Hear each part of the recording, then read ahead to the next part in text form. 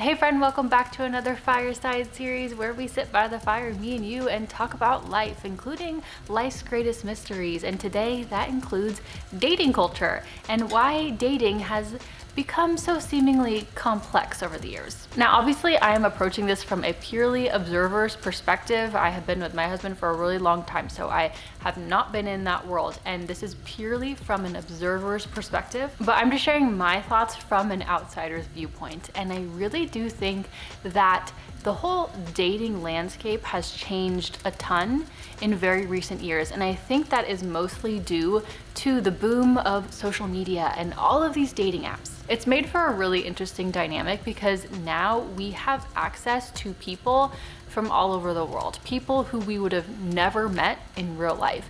And you know, in the old days, before social media and all that, we would meet people and date people and get married with people who we just met in life. We met them at the grocery store, or we lived in the same apartment community as them, or maybe we worked with them, or we went to school with them. But things have really changed because now we can meet people who we would have never met and never run into. We can see these attractive women from, the other side of the world, and we can see these handsome, wealthy men on the other side of the country, on the other side of the world. And it's created this illusion of choice, where we feel like we have all of these amazing options, and so we actually never fully end up feeling settled. And I think this has brought us the rise of situationships and people who are basically afraid to commit because we now have access to all these different types of people. We can now peer into people's relationships through the internet and through social media and through TikTok, and we can see that this man is spoiling his girlfriend in this kind of way and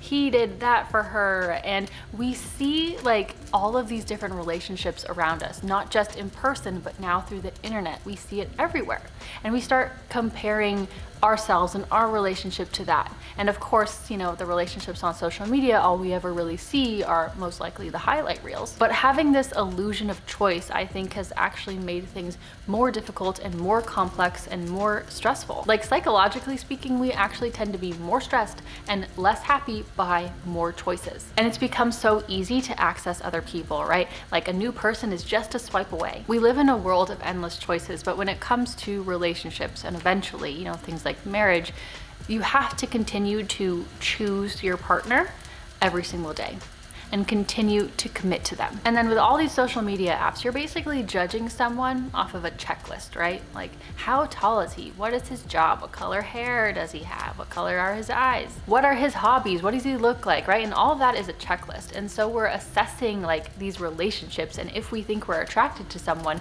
by almost like this resume, when back in the older days, that's not how it was done. You met someone, and the way you figured out if there was something potentially there was, how do I feel when I'm with him? How do I feel in his energy and in his presence, right? So before it used to be, oh, I met someone and I kind of feel like, yeah, no, I like him. He seems kind of cool. Now I'm going to get to know about him. Now I'm going to get to know his resume, so to say, and see if we're a match. However, now a lot of times with all these dating apps and social media, it's the opposite. You assess his resume first, and then if that's, good enough and up to your standards, then you guys can meet and see if that energy is a match. But here's the thing, I think, with dating and relationships and love. We don't always necessarily know exactly what we want. We don't necessarily always know what is going to make us the happiest and the most fulfilled. And we don't know what we don't know. And I know a lot of people try to like manifest a partner, manifest their soulmate by writing down like everything that they want in a partner, right? Just write down everything. Brown hair, green eyes, 6'3", works as an architect, 30 years old, has 2 siblings, lives by the ocean. And we have this whole list, right? And we try to tell the universe, this is what I want. This is exactly what I want, and I want you to bring this to me. But what if we don't have that higher knowledge? What if we don't actually know what is best for us? What if we don't actually know what's gonna make us happy? And this is something interesting that I've noticed. I have a few friends who are, dating and stuff, and many of them are powerful manifestors and very in touch with all of that. They were very specific about the type of person they wanted to bring into their life and the type of guy that they wanted to meet. And like I said, they are powerful manifestors. And they had very specific things on their list, like very, very specific. I'm not gonna tell you the specifics, but it was very specific. And my friends met men who were the exact match to what they wanted, including all of the specifics. It was honestly kind of creepy, but what happened is that those relationships quickly did not work out. Nothing bad happened, but it wasn't a match. It didn't work out. It was very clear that it wasn't a match. And I feel, okay, this is my hot take, that this is the universe being like, see, I brought you exactly what you wanted and it didn't work out. When are you gonna trust me? When are you gonna realize that I have your best interest in mind and that I know what's good for you? And so what I mean by all this is sometimes I think women try to get really, really, really specific about the type of person they want to bring into their life romantically. But I also think that that can be a, roundabout way of trying to control. I think it's covered up by, oh no, I'm manifesting. But what if you are just trying to control? I know I've talked about this a bunch, but blessings can often come in unexpected ways, and blessings themselves can often be unexpected, right? Like we would have never imagined that for ourselves, but once you have it in your life, you realize, wow, this is perfect. This was exactly what I needed. I also think that people are just kind of not really willing or wanting to grow together. And I think this is based off the thinking that like you don't want to change your partner, right? You want to accept them as they are, which I totally agree. But at the same time, if we're looking for someone who we are going to spend the rest of our lives with, then we want someone that we can grow with, that we can grow together. No, you don't necessarily want to change them, but you do want to look for someone that has a growth mindset. Because if someone just stays like exactly the same from when they were 25 to 85, I can't imagine how boring and unfulfilling that would be, because you are gonna grow as an adult, as a human being, as a person, and they're just gonna stay exactly the same. That's not how life works. And in marriage and in relationships, we grow together. And I do think that there's a lot of hesitation around finding someone who is absolutely perfect right off the bat, right? Like he already has to be like super wealthy and completely healed and has no problems and is absolutely perfect. But that is just not the reality. What you really want to look for are those things that tend to not change, which are their character traits. Those things in general do not tend to change. You want to look for someone who has high character, who is loyal, high integrity, kind, generous, hardworking, reliable, trustworthy. These are the things that are important.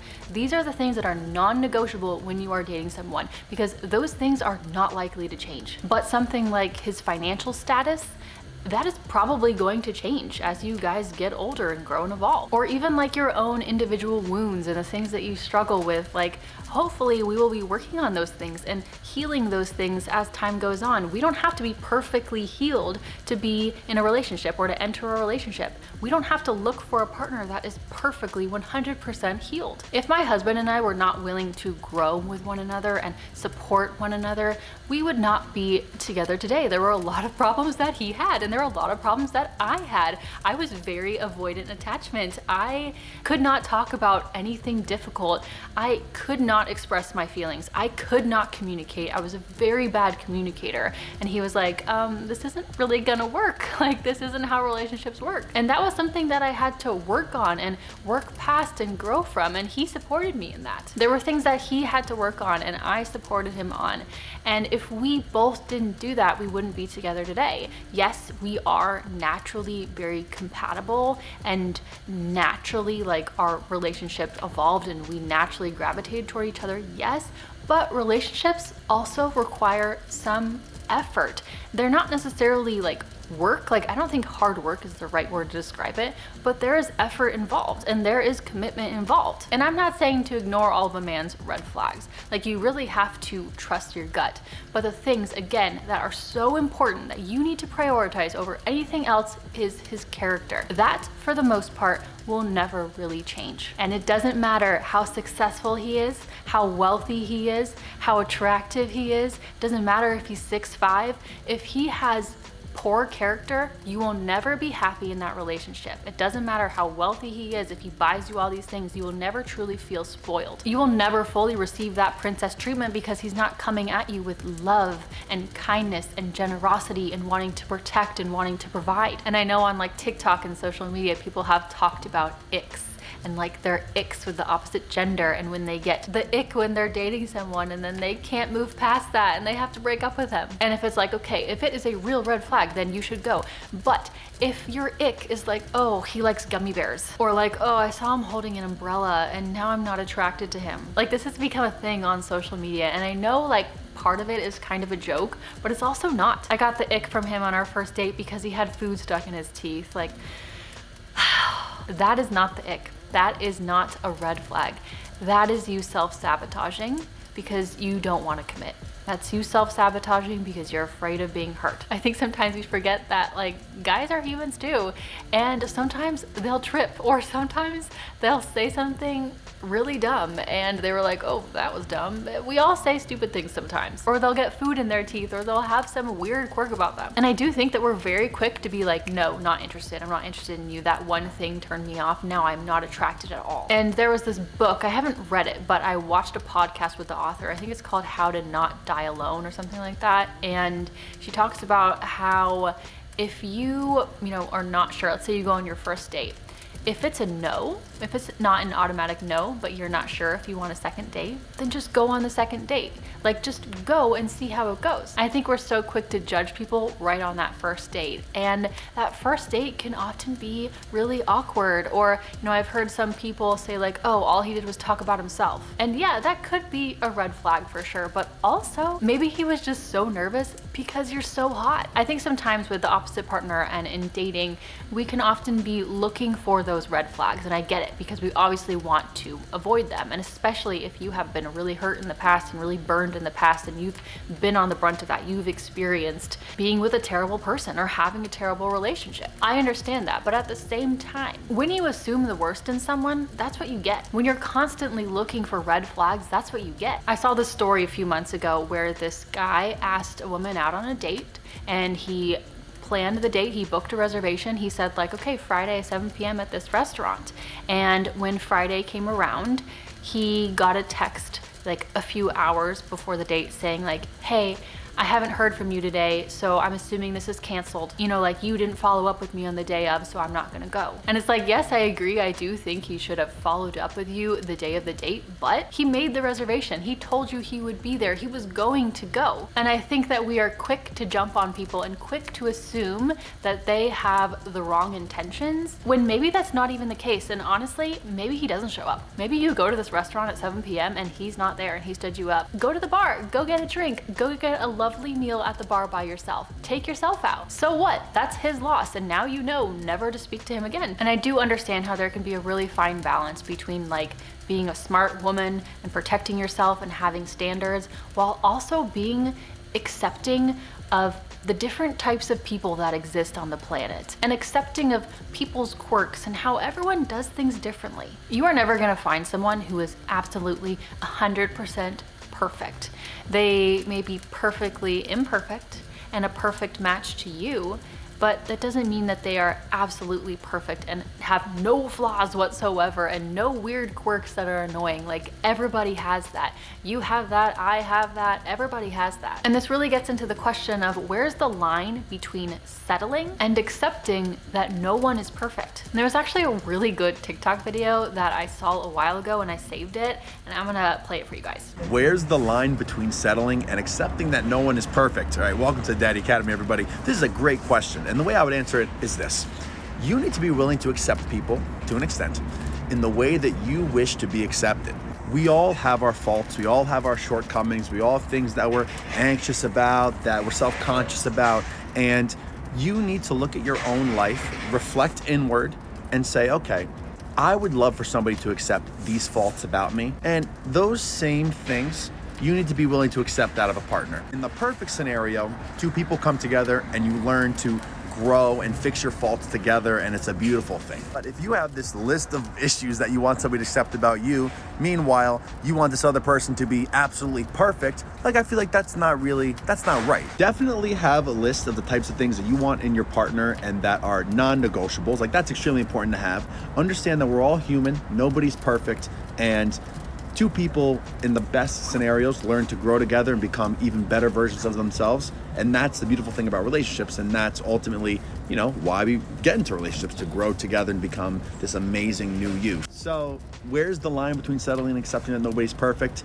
It really starts with you and being able to be honest with yourself, know what you would want someone to accept those faults in you, and realize that, you coming into someone else's life and the value you bring to someone else can help you both grow and be the best versions of yourself together. Everybody has insecurities. Everybody has things that they struggle with. Everybody has things that they need to move past and heal. And like he said, if you want a partner who's willing to accept that and help you grow and love you through that, then you have to be the type of partner that also does that. I think that's a really good video and something to really keep in mind. It's something to think about. But settling also means when things like our needs, our deep desires are not being met. Right? And so there's a difference between someone not meeting your needs versus someone having a weird little quirk about themselves that sometimes you find a little annoying. All right, so if you're questioning, should I be with this person? I want you to think about, what are you afraid of? What's stopping you from ending the relationship? Is it because you don't want to be alone? Or is it because you don't want to lose him, or you don't want to lose your partner? Because they are very different. If you guys are compatible, if you guys have the same values, if you guys get along, if you guys are physically attracted to one another, if he has high character, he's respectful, he's generous, he's kind, he respects you and your boundaries, and then one little thing happens, like he left the dishes on the counter, or he accidentally picked you up 20 minutes late, or you guys got into a little disagreement about something. Again, that is not you having high standards, that is self-sabotage. You're running because you're afraid of something, right? How would you feel if you accidentally showed up 20 minutes late and he was like, "Ugh, I'm breaking up with you, over," or if you left a bowl in the sink and he yelled at you about it? The thing is that there is no certainty in life, and there is no certainty in relationships,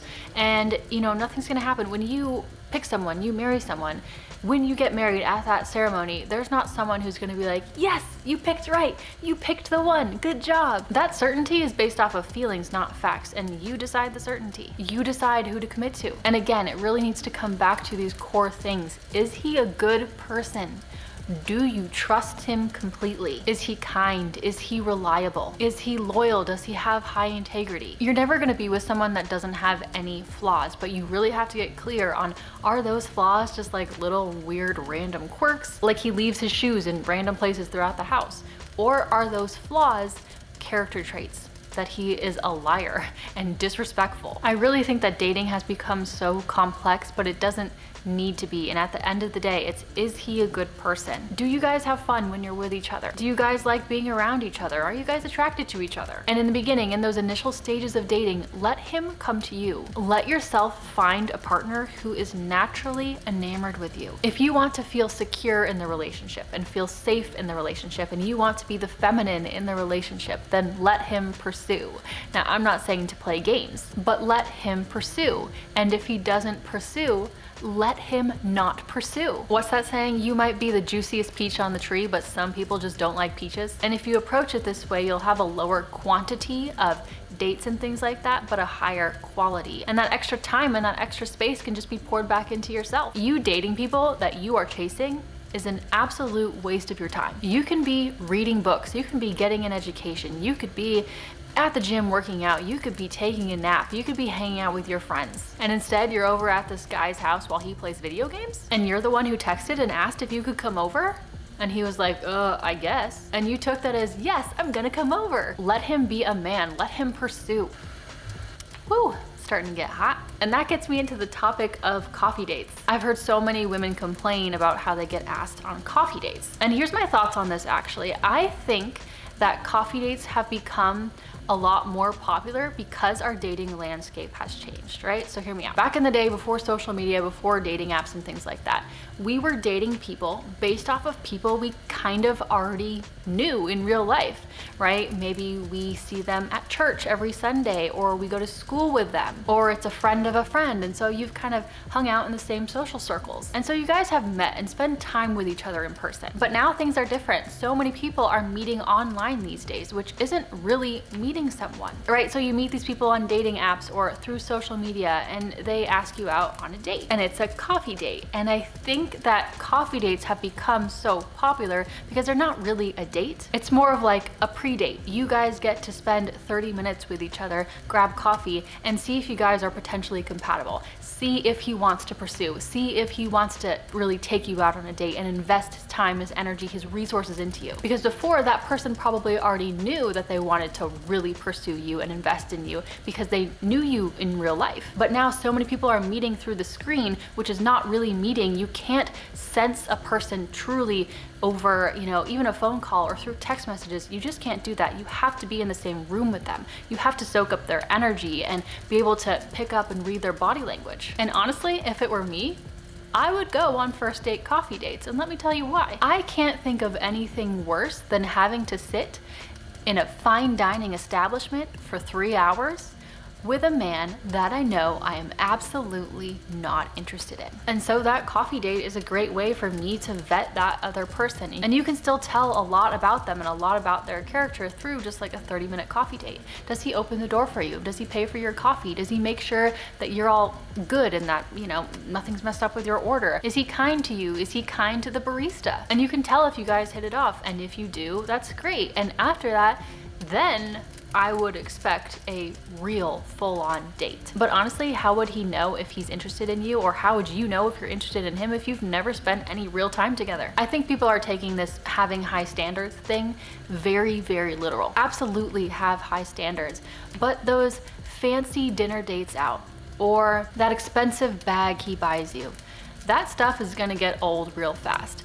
And in a marriage, in a long-term partnership, that is not the day-to-day. And you need to find someone with you can do day-to-day life with. So just to clarify with these coffee dates, I would only go on these coffee dates if I didn't know the person, which I think happens a lot of times now in dating culture. But if I already knew the person, I had already known this guy for 2 years because we're in the same friend group and he asked me out for a coffee date, that would be a little underwhelming. And you have to remember that in relationships, for the most part, you get what you give out. And so if you were constantly just being like, me, I want this, what is he gonna give me? What am I gonna get out of this? And then you're gonna attract someone the exact same, someone who's like, what am I gonna get from her? If you're looking for someone who is loyal, generous, kind, loving, high value, then you have to be that type of person too. And think about those podcast bros, those guys that do those podcasts and bring on these girls intentionally to shame them and stuff.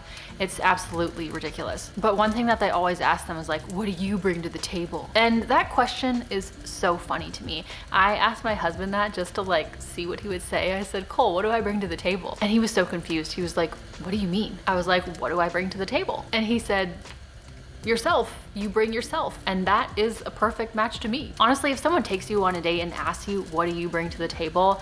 It's not a bad thing. Why? Because you know that that person is not for you. And with that said, you should also never ask that question as well. You find out what a person brings to the table by spending time with them. And what they bring to the table is themselves. And for some people, that'll be what they're looking for. And for some people, not so much. And you can tell with these podcast bros that a lot of them have just been hurt and rejected in the past. And so they're trying to be like, haha, I'm better than you, or men are better than women. And social media has created so much tension between men and women.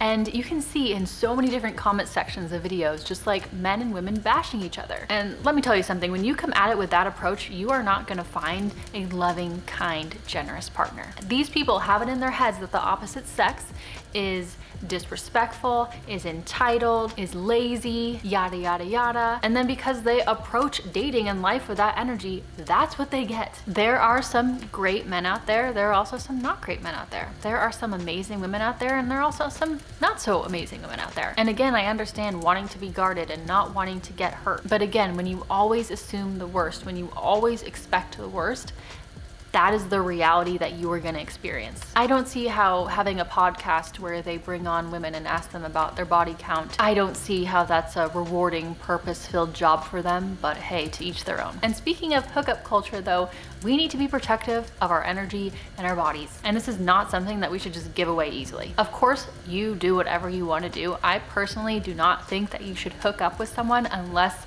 you are in a committed relationship with them, that you are dating them. If you can't potentially see like a real future with them, like potentially, obviously you're not gonna know right off the bat, but if you can't potentially see a long-term future together, then all you're doing is wasting your time and your energy, and they are taking your energy and your life force from you. And honestly, I do not think hookup culture is great for women. And honestly, I don't think it's that great for men either. Women need to be protective of our bodies and our energy, and men used to literally fight wars to be able to be with a woman. They used to have to put in so much effort, and now it's just kind of become easy for them. And I don't know why this hooking up thing has become such a double standard. Like, women aren't supposed to, you know, have hooked up with a lot of people, but men, it's okay. Like, I don't know about you, but I would not be attracted to a man that has just hooked up with everybody. There's something about that that just doesn't sit right with me, and I think that's totally natural. I think that that's reasonable, right? Like, you don't see any of these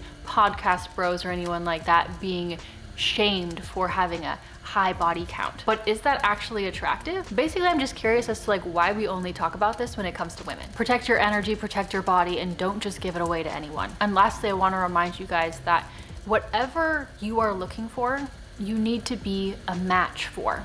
So if you are looking for a high quality person with high character, then you need to be a high quality person with high character. And when you date an actual like good man, like a high quality man, he has high character, he will hold you to those standards. He will hold you accountable to that, right? Like, just like you have standards and boundaries, a high quality man or a high quality partner will also have their own standards and boundaries. Honestly, I don't know if any of this was helpful. These are just my thoughts, but I do think that dating has become so unnecessarily complex, and it really doesn't need to be. I think that the initial stages, at least, of like dating and attraction are really simple. In general, if he wanted to, he would. There are always exceptions to the rule, but in general, if he wanted to, he would. There are no tricks to dating. There are no games to dating. Be yourself, be the very best version of yourself, and you will attract a complimentary person. If you play games, you're gonna attract someone who plays games. And if you approach dating and relationships with